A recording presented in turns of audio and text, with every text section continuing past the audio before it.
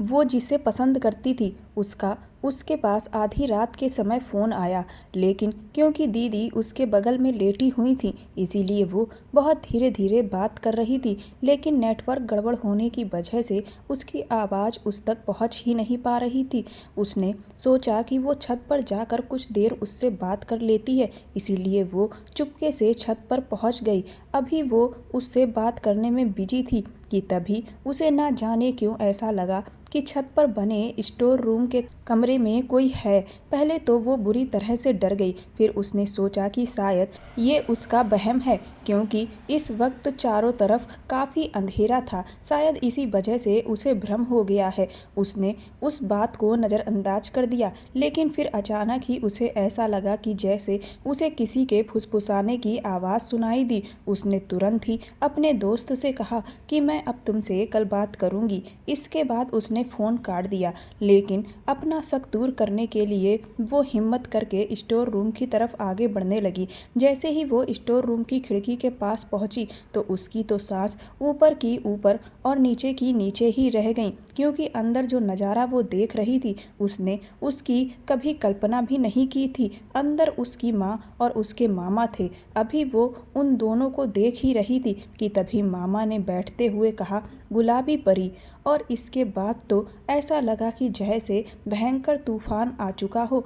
Store room का सारा सामान बुरी तरह से इधर उधर बिखरने लगा और वो डर के मारे खिड़की के पास ही नीचे बैठ गई, क्योंकि अगर वो खड़ी रहती तो वह लोग उसे देख लेते। उसे तो अभी तक यकीन ही नहीं आ रहा था कि यह दोनों भाई बहन होकर इस तरह, लेकिन कैसे कोई ये सब अपने भाई के साथ। उसकी आंखों से आंसू रुकने का नाम ही नहीं ले रहे थे। उसका नाम रचना है और वो और उसकी दीदी नीतू अपने माँ बाप की दो ही संतानें हैं। उन दोनों बहनों के बीच में बचपन से ही बहुत प्यार रहा है और उन दोनों बहनों में मात्र सिर्फ 1 साल का ही अंतर है। वो एक अमीर परिवार से बिलोंग करती है। वो और उसकी दीदी काफ़ी छोटे थे जब पापा ने उन दोनों का एडमिशन बोर्डिंग स्कूल में करवा दिया था, और उसके बाद आगे की पढ़ाई के लिए भी वो और उसकी दीदी अब्रॉड साथ में ही गए थे। वो दोनों बहनें हमेशा साथ ही रहीं, लेकिन उन दोनों को हमेशा अपने देश की याद आती रही। दूर प्रदेश में होने की वजह से सालों तक वो अपने मम्मी पापा से मिल भी नहीं पाते थे, लेकिन अब क्योंकि उनकी पढ़ाई कंप्लीट होने वाली थी इसीलिए वो दोनों बहनें बहुत खुश थीं। लेकिन दीदी तो कुछ ज़्यादा ही खुश थी, क्योंकि दीदी जिस लड़के को पसंद करती थी वह उसके बारे में घर पहुंचते ही पापा से बात करने वाली थी, और फिर उन दोनों का कुछ ही महीनों में शादी कर लेने का प्लान था। हालांकि पसंद तो रचना भी एक लड़के को करती थी, लेकिन उसने अभी यह तय कर रखा था कि जब तक दीदी की शादी नहीं हो जाती तब तक वो घर में किसी को भी उसके बारे में नहीं बताएगी, क्योंकि उसकी बहन उससे बड़ी थी। इसीलिए सबसे पहले उसका घर बसना जरूरी था, और फिर रचना का अभी फिलहाल इतनी जल्दी शादी करने का इरादा भी नहीं था, लेकिन दीदी को शादी की जल्दी थी। इस वजह से वह घर पहुंचते ही तुरंत इस बारे में बात करना चाहती थी। खैर वो दोनों बहनें कुछ ही दिनों बाद अपने घर पहुंच चुके थे, और वह लड़का जिसका नाम विवेक था, जो उसके होने वाले जीजाजी थे, वह भी उनके ही शहर के थे और उनका ताल्लुक एक बहुत ही नामी गिरामी परिवार से था। उसके घर में उसके मम्मी पापा के साथ उसके मामा जी भी रहते थे, क्योंकि मामा जी ने कभी शादी नहीं की, इस वजह से वह हमेशा से माँ के साथ ही रहते थे। घर पहुंचकर वो दोनों बहनें बहुत खुश थीं। वहां पहुंचने के बाद सबसे पहले उसने एक फैमिली ट्रिप बनाई, और उसके बाद वो सभी लोग एक साथ मिलकर भारत की कई जगह पर घूमने के लिए गए। इतने सालों से क्योंकि वो अपने परिवार के साथ नहीं रहे थे, तो वो दोनों बहनें ज़्यादा से ज़्यादा समय अपने परिवार के साथ बिताना चाहती थीं। इधर वो जब फैमिली ट्रिप से वापस आए तो एक दिन खाना खाते समय दीदी ने पापा से कहा कि मैं आपसे एक बहुत ज़रूरी बात करना चाहती हूँ। दीदी ने जैसे ही यह बात कही, ना जाने क्यों रचना के खुद ही हाथ पैर से कांपने लगे। हालांकि उसे अच्छे से पता था कि उसके पापा कोई रूढ़िवादी नहीं हैं और वह दीदी की पसंद की शादी करने के लिए मान जाएंगे। लेकिन फिर भी शायद यह बात ही कुछ ऐसी होती है कि हर किसी की दिल की धड़कन बढ़ जाती हैं। दीदी का इतना कहना था कि अब माँ और पापा सभी की नज़रें एक टक दीदी के ऊपर जाकर जम गई थी। वो भी उन्हें ध्यान से देख रही थी। घबराहट उनके चेहरे से भी बुरी तरह से टपक रही थी। पापा ने दीदी से कहा, क्या हुआ नीतू, क्या कोई टेंशन वाली बात है? तो दीदी बोली, नहीं पापा, टेंशन वाली नहीं, लेकिन खुशी की बात है। उसके बाद उन्होंने कहा कि दरअसल मैं एक लड़के को पसंद करती हूँ और उन्होंने विवेक के बारे में और उसकी फैमिली के बारे में सब कुछ पापा को बता दिया। इससे पहले कि पापा कुछ कहते कि तभी मम्मी कहने लगी कि लेकिन तुम्हारे पापा ने तो पहले से ही यहाँ पर एक लड़का पसंद कर रखा है जो बहुत ही ऊंचे परिवार से ताल्लुक़ रखता है। उनके घर में सब कुछ बहुत अच्छा है। इस बात पर दीदी का चेहरा उतर गया। वह कहने लगी, पर मैं विवेक के सिवाय और किसी को अपने पति के रूप में स्वीकार नहीं कर सकती। इसी बीच उसकी माँ बहस करने लगी कि तुम अब इतनी बड़ी हो गई हो कि अपने माँ बाप की बात नहीं मानोगी। रचना को समझ में नहीं आ रहा था कि उसकी माँ इस तरह की बात क्यों कर रही हैं। क्या उन्हें दीदी की खुशी नहीं दिख रही? तभी पापा ने कहा कि देखो, मैं अभी कोई भी फैसला नहीं लेना चाहता जब तक कि मैं उस लड़के से और उसके परिवार वालों से नहीं मिल लेता। दीदी ने कहा, ठीक है पापा, आप उन लोगों से मिल लीजिए और जब आपको सब कुछ सामने से ठीक लगे तभी आप इस रिश्ते की बात आगे बढ़ाएं। इस बात पर उसकी माँ गुस्सा होने लगी। वह पापा से बोली कि यह बच्चे तो नादान हैं, यह क्या जाने अच्छे बुरे की समझ। आज की दुनिया जैसी दिखती है वैसी नहीं होती। यह वहाँ 4 दिन उस लड़के के साथ रही और उसे अपना सब कुछ मानने लगी, लेकिन यह कोई ज़रूरी तो नहीं कि वह लड़का सच्चा और ईमानदार ही हो।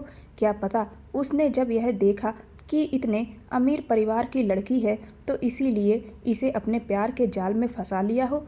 आपको भी यह बात अच्छे से पता है कि हमारी नीतू कितनी सीधी है। दीदी ने माँ से कहा कि माँ, आप मेरी बात का विश्वास करिए, विवेक ऐसा लड़का बिल्कुल भी नहीं है और फिर वो रुपए पैसे में हम लोगों के बराबर ही हैं। पापा ने उन दोनों की बात को बीच में काट कर कहा कि मैंने कहा ना, इस वक्त हम इस बात पर बहस नहीं करेंगे। सबसे पहले हम उन लोगों से मुलाकात करेंगे और उसके बाद ही किसी फैसले पर पहुंचेंगे। उसकी माँ कहने लगी कि लेकिन फिर जिन लोगों से हमने नीतू और रचना दोनों के बारे में बात कर रखी है, वहाँ क्या हमारी बात खराब नहीं होगी? इस तरह से तो हमारी सोसाइटी में हमारी नाक नीचे हो जाएगी। पापा ने कहा कि अपनी बेटियों की खुशी के लिए अगर मेरी नाक नीचे होती भी है तो हो जाए, मुझे इससे कोई फ़र्क नहीं पड़ता। पापा की यह बात सुनकर वो और उसकी दीदी बहुत खुश हो गए। वो यही सोचने लगी कि माँ इतने साल से पापा के साथ रह रही हैं, लेकिन फिर भी उनकी सोच वही दकियानूसी है। लेकिन शुक्र है कि कम से कम उसके पापा तो ऐसे नहीं हैं। इसके बाद वो लोग अपने कमरे में लेट गए।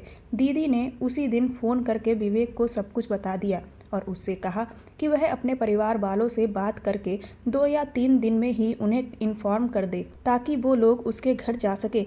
इधर 3 दिन के बाद वो सभी लोग विवेक के घर गए। विवेक का घर वाकई में बहुत अच्छा था और उसके परिवार वाले भी बहुत ही सुलझे हुए और अच्छे विचारों के थे। वहाँ पहुंचकर पापा के चेहरे को देखकर ही वो समझ गई कि पापा को सब कुछ बहुत अच्छा लगा है, लेकिन ना जाने क्यों उसकी माँ और मामा के चेहरे पर उसे कोई भी खुशी नज़र नहीं आ रही थी। उसने माँ से कहा कि माँ, आपको क्या यहाँ कुछ अच्छा नहीं लग रहा? इस पर उसकी माँ कहने लगी, तुम समझ क्यों नहीं रही हो रचना, यह सब एक झूठा दिखावा है। तुम लोग अभी बच्चियाँ हो, मैंने एक उम्र बिताई है और मुझे अनुभव है और इसीलिए मुझे यह लग रहा है कि यह लोग सिर्फ नीतू को अपने जाल में फंसाने की कोशिश कर रहे हैं, क्योंकि इन्हें अच्छे से दिख रहा है कि यह एक करोड़पति आदमी की बेटी है और जो भी जायदाद है उसका कम से कम आधा हिस्सा तो इन्हें आराम से मिल जाएगा। बस यही सोचकर इन्होंने अपने लड़के को नीतू के आगे दाना डालने के लिए भेजा था। उसने अपनी माँ से हंसते हुए कहा कि आप लगता है इंडियन टीवी सीरियल कुछ ज़्यादा ही देखती हैं और इसीलिए आपका दिमाग अब सिर्फ हर जगह साजिशों को ही देखता रहता है। मेरी बात का विश्वास करिए, ऐसा कुछ भी नहीं है, क्योंकि इतने सालों से मैं भी विवेक से कई बार मिली, पर मुझे आज तक ऐसा नहीं लगा कि विवेक में किसी भी तरह का कोई खोट है। उसकी माँ कहने लगी, तो फिर ठीक है, मैं विवेक की परीक्षा लूँगी, क्योंकि मैं अपनी बच्ची को इस तरह से किसी के भी हवाले नहीं कर सकती। वह उतना ज़्यादा दिमाग नहीं चला पाती जितना कि तू चलाती है। उसके अंदर चालाकी भी बिल्कुल नहीं है। वो सोचने लगी, बात तो ठीक है माँ की, इसीलिए कई बार उनके दोस्त उनका फ़ायदा भी उठा लेते हैं, लेकिन फिर भी वह किसी से कुछ भी नहीं कहती। वो भी चाहती थी कि उसकी माँ जो भी विवेक की परीक्षा ले उसमें विवेक पास हो जाए और खरे सोने की तरह निकले, ताकि उसकी माँ को भी तसल्ली हो जाए और नीतू दीदी भी जिसे चाहती हैं उसके साथ हमेशा खुश रहें। जब पापा को सब कुछ अच्छा लगा तो उसी दिन उन लोगों ने दीदी और विवेक की सगाई की तारीख तय कर दी। दीदी बहुत ज़्यादा खुश थी और वो भी अपनी बहन के लिए खुश थी। इसके बाद वो घर आ गए और सफाई की तैयारियों में लग गए, लेकिन यह सब देखकर उसकी माँ पापा पर गुस्सा करने लगी कि क्या आपको नहीं लगता कि आप कुछ ज़्यादा ही जल्दबाजी कर रहे हैं? आपने सिर्फ एक मुलाकात में यह कैसे तय कर लिया कि वह लड़का और उसका परिवार हमारी नीतू के लिए अच्छा है? पापा ने कहा कि मुझे तो वहाँ पर कुछ भी खराबी नज़र नहीं आई, और अगर तुम्हें यह लगता है कि तुम्हें मुझसे ज़्यादा अनुभव है तो तुम गलत सोच रही हो। मेरी बात का विश्वास मानो, मैं भी अपनी बच्चियों का भला ही चाहूँगा। मैं उनका बाप हूँ, इसीलिए तुम बिल्कुल भी फिक्र मत करो और खुशी खुशी शादी की तैयारियों में जुट जाओ। इधर उसने और दीदी ने इंगेजमेंट की शॉपिंग करनी शुरू कर दी थी। सारे इंतजाम बहुत अच्छे तरीके से हो गए और दीदी की इंगेजमेंट विवेक जीजाजी के साथ हो चुकी थी। सभी लोग पार्टी में एक दूसरे से मिलने जुलने में व्यस्त थे। हंसी खुशी का माहौल था कि इसी बीच दीदी उससे बोली, क्या तुमने विवेक को कहीं देखा? उसने कहा कि नहीं, मैंने तो जीजाजी को कहीं भी नहीं देखा। उसने कहा, क्यों, आप इतना परेशान क्यों हो रही हैं? वह यहीं कहीं किसी से मिलने के लिए गए हुए होंगे, आप फिक्र मत करिए, थोड़ी देर में ही आ जाएंगे। दीदी बोली कि लेकिन मैं उसे बहुत देर से ढूंढ रही हूँ और फ़ोन भी मिला रही हूँ, पर वह मेरा फ़ोन उठा ही नहीं रहा है। अभी वो दोनों बात कर ही रहे थे कि तभी उनकी माँ उनके पास आई और कहने लगी कि नीतू, क्या तुम विवेक को ढूंढ रही हो? दरअसल मैंने उसे ऊपर जो कमरे बने हुए हैं वहाँ पर जाते हुए देखा। हो सकता है वह किसी काम से अपने रूम में गया हो। यह सुनते ही नीतू दीदी तुरंत ही विवेक जीजाजी से मिलने के लिए उनके कमरे में चली गई और इधर वो अपनी फ्रेंड्स के साथ पार्टी में बिजी हो गई। अभी 5 मिनट ही गुजरे थे कि तभी ऊपर से उसे दीदी के बहुत तेज चीखने की आवाज़ सुनाई दी, जिससे वो सभी लोग बुरी तरह से घबरा गए। हर कोई ऊपर की तरफ देख रहा था कि तभी पापा ने बात को संभालते हुए सबसे कहा कि घबराइए नहीं, नीतू थोड़ी डरपोक किस्म की है। वह छिपकली काकरोच से जब डर जाती है तभी इतनी तेज चिल्लाती है। यह सुनकर वहाँ पर खड़े सभी लोग हंसने लगे और एक बार फिर से म्यूजिक स्टार्ट हो गया और सभी लोग बिजी हो गए। लेकिन वो पापा, मम्मी और मामा जी सभी लोग तुरंत ही सबकी नज़र से बचते हुए ऊपर कमरे में पहुँचे। जब वो वहाँ गए तो दीदी दरवाजे पर ही बेहोश पड़ी थी और अंदर का नज़ारा देखकर उन सब की खुद की रूह कांप गई। अंदर विवेक जीजाजी एक लड़की के साथ थे और उनकी जो अवस्था थी वह बिल्कुल भी देखने के काबिल नहीं थी। वह लोग ऐसी हालत में थे कि वो सब शर्म से पानी पानी हो गए। वो तो तुरंत ही वहाँ से पीछे हट गई और दीदी को उठाकर साइड में बिठाया। उससे तो अपने माँ बाप के सामने यह सब देखा ही नहीं जा रहा था। उस लड़की ने तुरंत ही खुद को चादर से ढका और एक तरफ खड़ी हो गई। उसकी माँ ने उस लड़की के गाल पर एक खींच कर तमाचा मारा और पापा ने जीजाजी को उठाया, लेकिन वह तो उस वक्त नशे में बुरी तरह से धुत थे। उन्हें तो किसी भी बात का कोई एहसास नहीं था कि वह यह सब क्या कर रहे हैं। उसकी माँ बुरी तरह से चीख चीख कर रोने लगी और पापा से कहने लगी कि देखो, मैंने तुमसे पहले ही कहा था कि यह लड़का बहुत बड़ा धोखेबाज है, लेकिन तुम लोगों में से किसी ने भी मेरी एक भी बात नहीं मानी। हर कोई अपने आप में ही बहुत बड़ी बड़ी बातें कर रहा था। कोई अपने तजुर्बे को गिना रहा था तो कोई अपनी होशियारी को, लेकिन मेरी तो इस घर में कोई सुनता ही नहीं है। मैं तो पहले से ही जानती थी यह लड़का ऐसा ही है। नीतू को तो मैंने शुरू से देखा कि उसे इंसानों की पहचान ही नहीं है और बस इसीलिए मैं बार बार तुम लोगों से कह रही थी कि पहले अच्छे से जांच परख कर लो। मैंने जहां नीतू का रिश्ता तय करने की बात की थी वह लड़के बहुत ही संस्कारी और सुलझे हुए थे,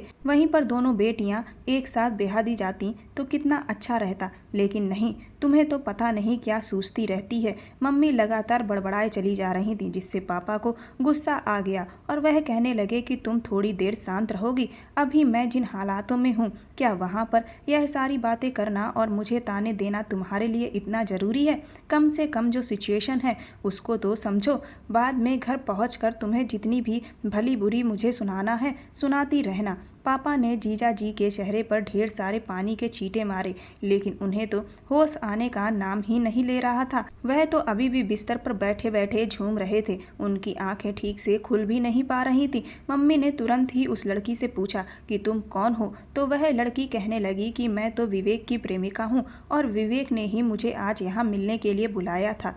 उसने कहा कि जब से वह विदेश से लौटा है तब से वह मेरे लिए बुरी तरह से तरस रहा था और इसीलिए हम लोग खुद को रोक नहीं पाए और यहाँ पर मिलने चले आए। मम्मी ने एक बार फिर से उस लड़की के गाल पर खींचकर तमाचा मारा और कहा, तुझे शर्म नहीं आती? तूने मेरी बेटी का घर उजाड़ दिया। इस पर वह लड़की हंसने लगी, कहने लगी कि तुम लोग तो खुद ही बेवकूफ़ हो जो अपनी लड़की की शादी विवेक के साथ कर रहे हो। अरे यह तो वह भंवरा है जो कभी एक फूल पर टिका ही नहीं। इतना कहते हुए वह लड़की बाथरूम में गई और कपड़े बदलकर तुरंत ही वहाँ से अपना सामान लेकर दंदनाती हुई निकल गई और वो सब उसे एकटक देखते ही रह गए। अचानक ही यह सब क्या हुआ, कैसे हुआ, किसी को कुछ समझ नहीं आ रहा था।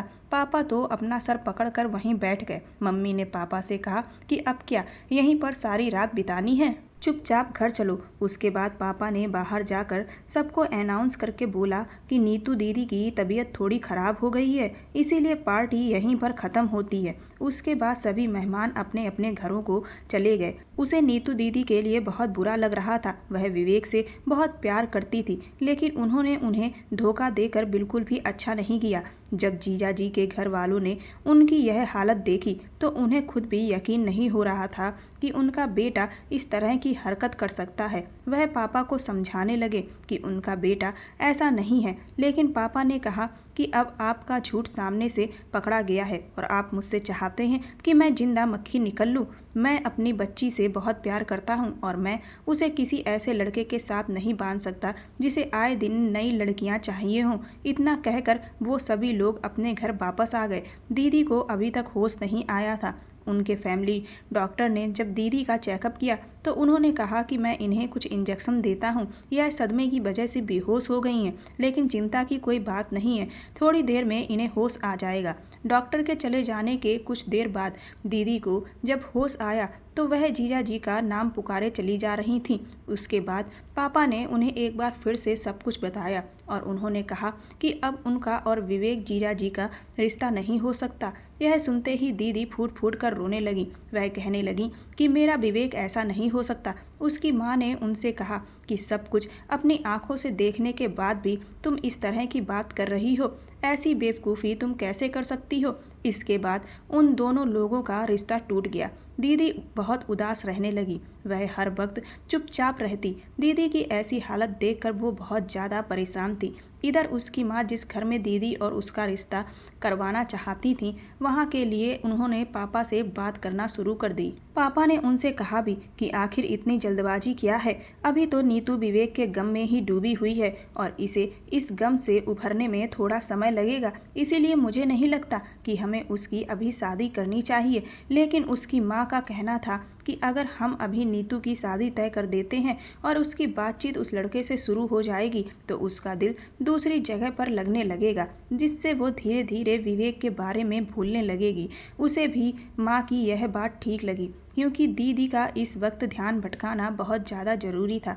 वह जितना खाली रहेंगी उतना ज़्यादा वह विवेक के बारे में सोचती रहेंगी। एक दिन जब वो अपने दोस्त से मिलने के लिए बाहर गई और जब वो वहाँ से लौट रही थी तो उसे रास्ते में विवेक ने रोक लिया। वह उसे कहने लगा कि रचना, मेरी बात का यकीन करो, मुझे फंसाया जा रहा है। मैं उस लड़की को जानता तक नहीं, लेकिन तुम्हारी बहन मेरी बात का विश्वास नहीं कर रही। मैंने उसे ना जाने कितनी बार फ़ोन किया पर वह वह ना तो मुझसे मिलना चाहती है और ना ही मेरा फ़ोन उठा रही है। कम से कम तुम तो मेरी बात मानो।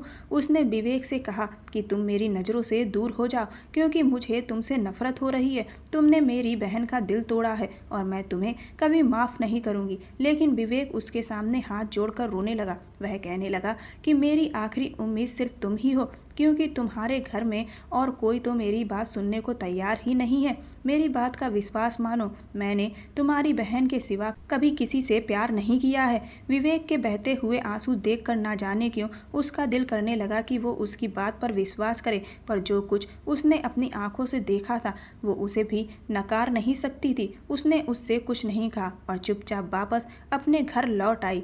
लेकिन उसका दिमाग बहुत ज़्यादा उलझन में था कि आखिर यह सब हो क्या रहा है। रात के वक्त उसे नींद ही नहीं आ रही थी। बार बार दिमाग में विवेक की ही बातें चल रही थीं। वो खिड़की के पास खड़े होकर अभी यही सब सोच रही थी कि तभी सामने उसने जो नज़ारा देखा उससे उसके होश उड़ गए। उस दिन विवेक के साथ कमरे में जो लड़की पकड़ी गई थी वह इस वक्त उसके घर के गेट पर खड़ी हुई थी। वह यहाँ पर क्या कर रही थी, यह देखकर वो बुरी तरह से चौंकी। इससे पहले कि वो दौड़ती हुई मेन गेट पर पहुँचती कि तभी उसने किसी को उसकी तरफ आगे बढ़ते हुए देखा। जब उसने ध्यान दिया तो वह और कोई नहीं, उसकी मम्मी ही थी। उसकी मम्मी ने उस लड़की के हाथ में एक बड़ा सा पैकेट पकड़ाया और उसके बाद वह दोनों तुरंत ही वहाँ से गायब हो गए। वो तुरंत ही उतरकर नीचे हॉल में गई और माँ के कमरे में जाने का इंतज़ार करने लगी। और जैसे ही उसकी मम्मी अपने कमरे में गई वो तुरंत ही दौड़कर बाहर पहुँची।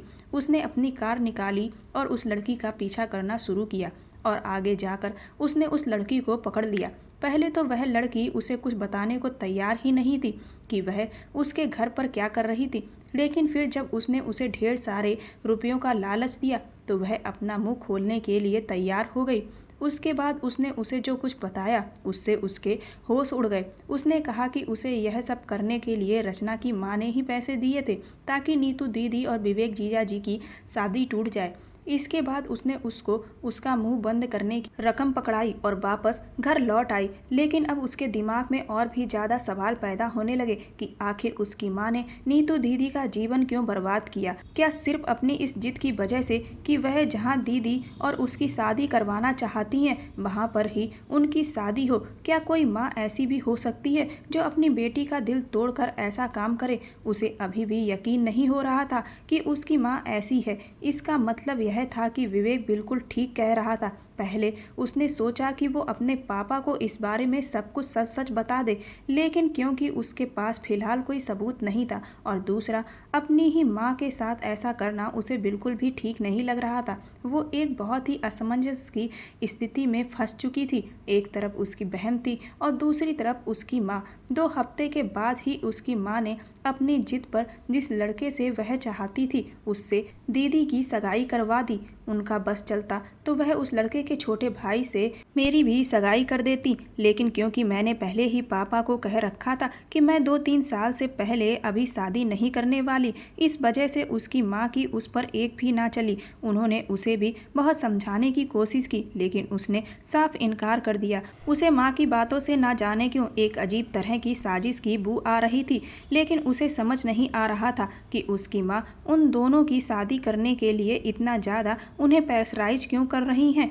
उसके मन में एक युद्ध सा चल रहा था, क्योंकि जो भी बातें उसके दिमाग में आ रही थी वो उन्हें सोचना नहीं चाहती थी। इसी सब के बीच एक दिन उसके प्रेमी का उसके पास फ़ोन आया। उस वक्त दीदी गहरी नींद में सो रही थी और नेटवर्क नहीं आने की वजह से वो छत पर चली गई और फिर छत के बने स्टोर रूम में उसने जो नज़ारा देखा उससे तो उसकी दुनिया ही पलट गई। उस वक्त उसने अपनी माँ और मामा को एक साथ इस तरह से देखा जो कभी कोई भी बच्चा अपने जीवन में सोच भी नहीं सकता था।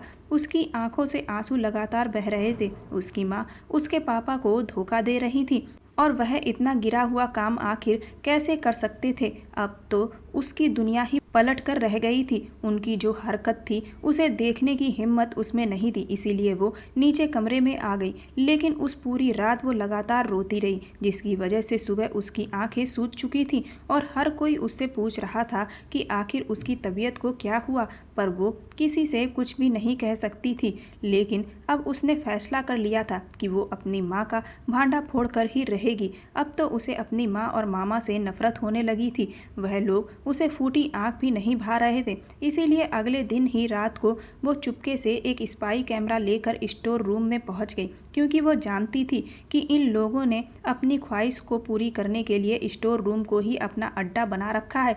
क्योंकि छत के स्टोर रूम में उनके घर वालों में से कोई भी नहीं आता था। सालों में जब कभी सफाई होती तो वह भी नौकर ही आकर करते थे, और इसीलिए उन्हें अपने इरादों को पूरा करने के लिए यह जगह सबसे ज़्यादा सुरक्षित लगती थी। वो स्टोर रूम में पहुंचकर ऊपर की तरफ चढ़कर स्पाई कैमरा लगा रही थी कि तभी अचानक उसका पैर लड़खड़ाया, और जिसकी वजह से ऊपर रखा हुआ एक बक्सा नीचे गिर गया और उसमें रखा हुआ सारा सामान जमीन पर बिखर गया। वो बुरी तरह से डर गई कि कहीं इतनी तेज आवाज़ सुनकर घर वालों में से कोई यहाँ ना आ जाए और वो जो करना चाहती है वह सबको पता ना चल जाए। वो जल्दी जल्दी उस बक्से का सारा सामान समेटकर बक्से में रखने लगी कि तभी उसकी नज़र एक तस्वीर पर पड़ी, जिससे उसकी पूरी दुनिया ही हिल गई। उसे तो अपनी आंखों पर यकीन ही नहीं हो रहा था। उसके बाद उसने बक्से में रखे हुए जो और कागज़ थे उनको देखा। उसका दिमाग ऐसा लग रहा था जैसे फटा जा रहा था।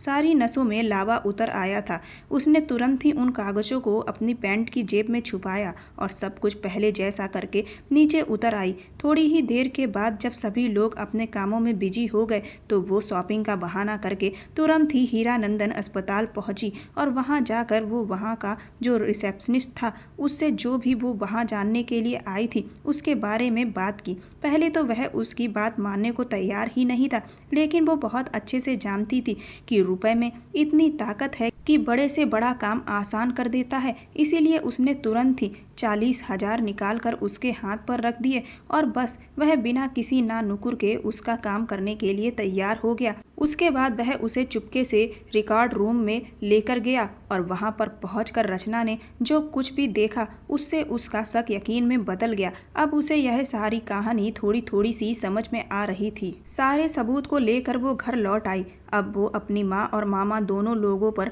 नज़र रखने लगी, लेकिन क्योंकि वो हर वक्त उनके पीछे नहीं जा सकती थी, इस वजह से वो जो भी जानना चाह रही थी उसमें वो कामयाब नहीं हो पा रही थी। फिर उसने एक डिटेक्टिव को हायर किया जिससे उन लोगों पर नज़र रखने के लिए कहा, और 2 हफ्ते के बाद उन्होंने जो भी डिटेल और तस्वीर उसके सामने पेश की उससे उसकी गुत्थी और भी ज़्यादा सुलझने लगी थी।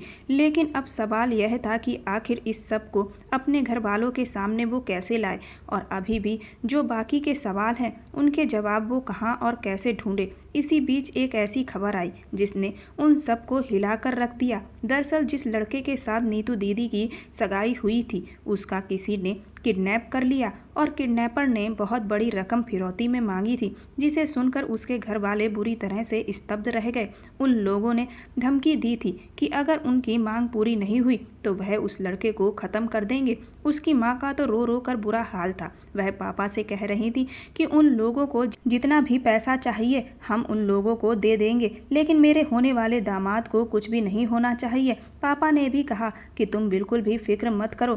पहली बात तो हमारे दामाद विकी के घर वालों के पास ही इतना पैसा है कि वह अपने बेटे को हर हाल में बचा लेंगे। लेकिन जब इस बारे में पापा ने विकी के घर वालों से बात की तो वह कहने लगे कि दरअसल उनकी तो हर चीज़ लोन पर है, जिस वजह से वह बहुत ज़्यादा कर्ज में डूबे हुए हैं और उनके पास इतना पैसा नहीं है कि वह विकी की फिरौती की रकम को चुका पाएँ।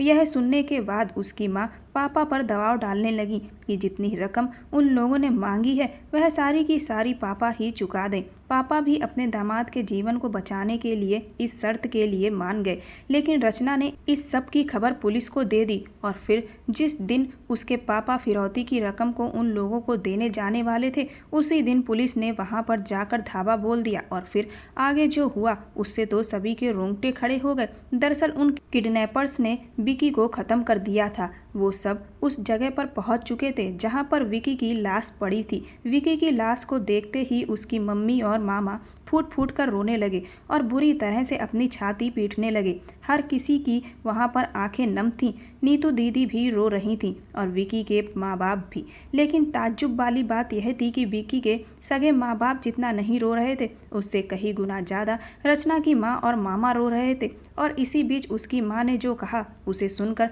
सभी लोग चौंक गए। उसकी माँ रोते हुए कहने लगी, विकी बेटा, तुम मुझे छोड़कर क्यों चले गए? अब तुम्हारी माँ तुम्हारे बिना कैसे जिएगी? और फिर उसकी माँ ने उसकी तरफ नफरत भरी नज़रों से देखा और कहा कि यह सब तेरी वजह से हुआ है। मैंने तुझे कहा था कि पुलिस को इस सब की खबर मत लगने देना। उन लोगों को जितना पैसा चाहिए था उतना पैसा उन्हें दे दिया जाता और वह मेरे बच्चे को छोड़ देते, लेकिन तूने हमारी एक भी बात नहीं मानी और पुलिस को खबर करके तूने मेरे बच्चे की जान ले ली। यही कहते हुए रचना की माँ तुरंत ही उसके ऊपर लपकी और उसकी गर्दन पकड़कर जोर से दबाने लगी। जैसे तैसे बीच बचाव करके पुलिस और उसके पापा ने उसकी माँ के चंगुल से छुड़ाया। तभी उसके मामा बहुत ज़ोर से चिल्लाए कि मैं अब तुम लोगों में से किसी को भी नहीं छोड़ूंगा, मैं तुम सब की भी जान ले लूँगा। उन दोनों को जैसे तैसे पुलिस ने अपने कब्जे में लिया। यह सब देखकर पापा और दीदी को कुछ समझ नहीं आ रहा था। हर कोई हैरान था, बस सिर्फ रचना के चेहरे पर मुस्कुराहट थी। उसने पापा से कहा, क्यों पापा, क्या आपको समझ नहीं आ रहा कि यह सब क्या हो रहा है? चलिए ठीक है, अब मैं आपको बताती हूँ यह पूरी कहानी। लेकिन इससे पहले कि मैं आपको यह पूरी बात बताऊँ, सबसे पहले आप मेरे इस सवाल का जवाब दीजिए कि क्या यह औरत मेरी सगी माँ है? उसके मुंह से जब यह बात वहाँ खड़े लोगों ने सुनी तो वह और भी ज़्यादा हैरान हो गए। अचानक से उसकी माँ के आंसू बंद हो गए। नीतू दीदी भी उसकी तरफ हैरानी से देखने लगी और उससे बोली कि रचना, क्या तेरा दिमाग खराब हो गया है? तू यह कैसी बातें कर रही है? उसने दीदी से कहा कि आप बिल्कुल चुप रहिए, मैं पापा से सवाल कर रही हूँ। उसने एक बार फिर से दहाड़ते हुए पापा से कहा कि क्या यह औरत मेरी सगी माँ है? और उसके बाद रचना के पापा ने इनकार में सर हिला दिया, जिससे उसकी दीदी भी हैरान हो गई। उसके बाद उसने पापा से कहा कि तो फिर साफ साफ बताइए कि ये औरत कौन है? रचना के पापा ने कहा कि रचना, तुम दोनों की माँ कोई और थी, लेकिन रचना की पैदाइश के बाद उसकी माँ का देहांत हो गया, जिसकी वजह से उसके पापा बुरी तरह से सदमे में चले गए। लेकिन उन दोनों को पालने की खातिर उन्हें खुद को इस दुख को सहने के लिए मजबूत बनाना पड़ा। पर इतने बड़े कारोबार के साथ दो छोटी छोटी बच्चियों को संभालने की जिम्मेदारी उनसे हो ही नहीं पा रही थी, क्योंकि वह किसी नौकर के भरोसे उन दोनों बच्चियों को छोड़ नहीं सकते थे। इसी बीच पापा के ऑफिस में काम करने वाली एक कर्मचारी ने उनसे यह बात कही कि उनकी एक विधवा बहन है जो काम चाह रही हैं और अगर वह चाहें तो वह उनकी बेटियों को संभाल सकती हैं। पापा ने रहम खाकर उस कर्मचारी की बहन को उन दोनों बहनों को पालने के लिए रख लिया और जब उन्होंने यह देखा कि वह औरत उन दोनों बेटियों का बहुत ही अच्छा ख्याल रख रही है तो पापा बहुत खुश हो गए। लेकिन 2 साल के बाद उस कर्मचारी ने पापा से कहा कि अब वह अपनी बहन की शादी कर देगा, जिससे पापा बहुत टेंशन में आ गए,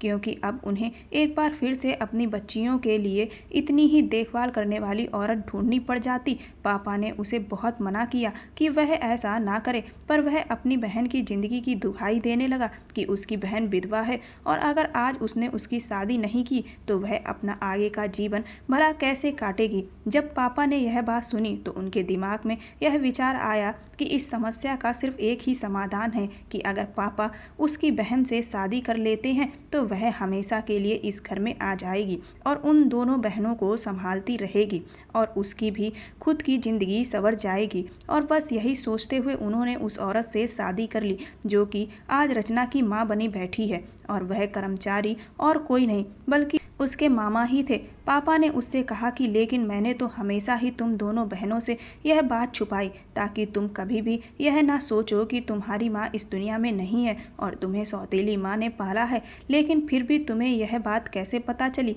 उसके बाद रचना ने पापा को उस रात जो कुछ भी स्टोर रूम में देखा था सब कुछ बता दिया और फिर उसने यह भी बताया कि उसने वहाँ जब स्पाई कैमरा लगाया तो उसने एक तस्वीर देखी जिसमें उसके पापा के साथ शादी के जोड़े में कोई दूसरी औरत खड़ी थी और उस बक्से में उसकी और दीदी के जन्म प्रमाण पत्र के कागज़ थे जिसमें उनकी माँ का नाम कुछ और ही लिखा था। इसीलिए जब रचना ने उस अस्पताल में जाकर छानबीन की जहाँ उसकी और दीदी की पैदाइश हुई थी, तो वहाँ जाकर पता चला कि दरअसल रचना की माँ तो कोई और ही है। उसने पापा से कहा कि जब मैंने इन दोनों को पहली बार देखा तो मुझे यकीन नहीं हो रहा था कि कोई बहन अपने ही भाई के साथ ऐसे कैसे, लेकिन जब मैंने उनके पीछे जासूस लगाए तब फिर मुझे सब कुछ पता चल गया। यह दोनों कोई भाई बहन नहीं बल्कि पति पत्नी थे। इस आदमी ने जानबूझकर आपके सामने इस तरह की रूपरेखा गढ़ी ताकि आप इसकी पत्नी से शादी कर लें, क्योंकि यह अच्छे से जानता था कि आपकी सिर्फ 2 बेटियां हैं और अगर इसने अपनी पत्नी को आपके घर में जगह दिला दी तो इस पूरी जायदाद का यह मालिक बन जाएगा। इन्होंने अपने पूरे भविष्य को सुरक्षित करने के लिए ये पूरी चाल चली थी। इनका पूरा प्लान यह था कि इसकी पत्नी हम दोनों बहनों की परवरिश करेगी और जब हमारी शादी की उम्र हो जाएगी तो इन दोनों के जो 2 लड़के पहले से ही हैं उनसे यह हमारी किसी भी तरह से शादी करवा देगी और बस सारी जायदाद के खुद मालिक बन जाएंगे और आराम से अपनी पूरी जिंदगी काट लेंगे। और इसीलिए इस औरत ने विवेक को भी झूठे इल्जाम में फंसाया ताकि किसी भी तरह से दीदी की शादी इसके बेटे से हो जाए। रचना ने तुरंत ही उस लड़की को वहां पर पापा के सामने पेश कर दिया जो उस दिन विवेक के साथ पकड़ी गई थी और उसने सब कुछ वहां किसी पोपट की तरह कबूल कर लिया कि रचना की सौतेली माँ के कहने पर ही पहले उस लड़की ने विवेक को धोखे से बेहोश किया, फिर शराब पिला दी, फिर झूठ दिखा दिया कि उनके बीच कुछ हुआ। उसने अपने पापा से कहा कि आपकी नाक के नीचे यह औरत इतने सालों से आपको धोखा दे रही, लेकिन आप इस पर इतना अंधा विश्वास करते थे कि आपने इसकी किसी भी हरकत पर कभी भी शक नहीं किया। अगर उस रात मैं इसे इस आदमी के साथ नहीं देखती तो शायद ही है जो मुझे भी शक होता। उसकी पूरी बात सुनने के बाद पापा ने अपना आपा खो दिया और उन्होंने उस औरत और उसके पति को वहीं पर मारना शुरू कर दिया। जैसे तैसे करके पुलिस ने उन दोनों को पापा से छुड़वाया। दीदी का तो रो रो कर बुरा हाल था। उसने पापा से कहा कि यह दोनों इतने बड़े मक्कार हैं कि इन्होंने इतनी बड़ी साजिश को अंजाम दिया और ना सिर्फ अपने इरादों को पूरा करने के लिए इन्होंने इतने लोगों को इसमें शामिल किया बल्कि एक के बाद एक न जाने कितनी चाल चलते रहे, लेकिन इनकी एक छोटी सी गलती ने इनका भांडा फोड़ कर दिया।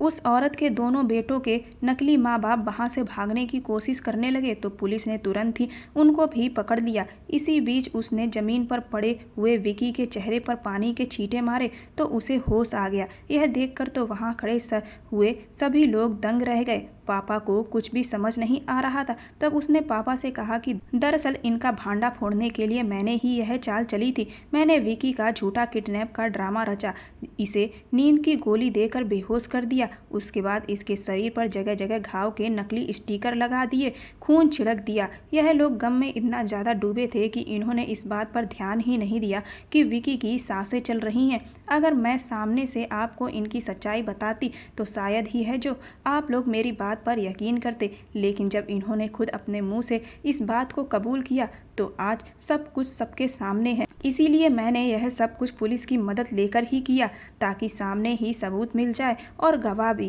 ताकि इन्हें कड़ी से कड़ी सजा हो। इसके बाद पुलिस उन लोगों को पकड़कर अपने साथ ले गई और वो अपने पापा और दीदी के साथ घर वापस लौट आए।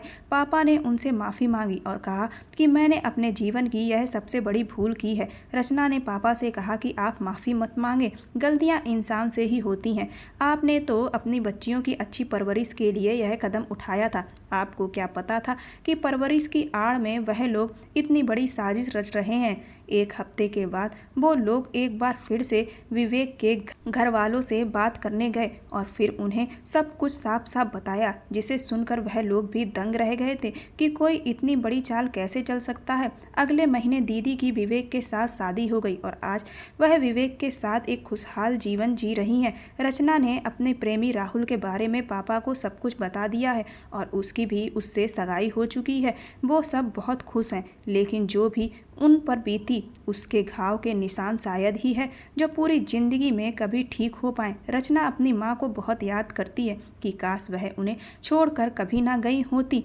आज उन लोगों के साथ यह सब कुछ भी ना हुआ होता। दोस्तों, आज की दुनिया में पैसे का लालच इतना ज़्यादा बढ़ चुका है कि कोई भी इंसान हद से ज़्यादा नीचे गिर सकता है। पैसों को पाने की खातिर आज इंसानियत शर्मसार होकर रह गई है और कोई भी भरोसे के काबिल नहीं बचा है। इसीलिए हमें हर समय सावधान और सतर्क रहना चाहिए, क्योंकि ना जाने कौन अपनों के भेष में भेड़िया बनकर बैठा हो और हम पर पीठ पीछे वार कर रहा हो। कहानी पसंद आई हो तो चैनल को सब्सक्राइब कर वीडियो को लाइक कर दें और वीडियो को ज़्यादा से ज़्यादा शेयर करें। धन्यवाद।